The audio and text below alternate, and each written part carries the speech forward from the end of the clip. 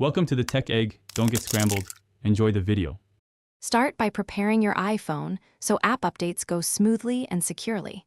Connect to a reliable Wi-Fi network before starting updates to avoid using mobile data. Make sure your battery is at least 50% or plug into power during large updates. Confirm you are signed in with the correct Apple ID in settings before opening the App Store. Check available storage in settings if you see warnings. These steps reduce interruptions, and to update apps manually, open the App Store and tap your profile photo at top. Swipe down to refresh and view a list of available app updates on your account page. Tap Update next to any app to update individually, or tap Update All to refresh everything at once. To enable automatic updates, go to Settings, then App Store, and toggle App Updates on. Automatic updates run when your iPhone charges and connects to Wi-Fi overnight for convenience.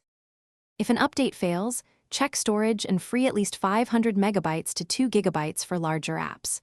Restart your iPhone to clear temporary glitches and then reopen the App Store to try again.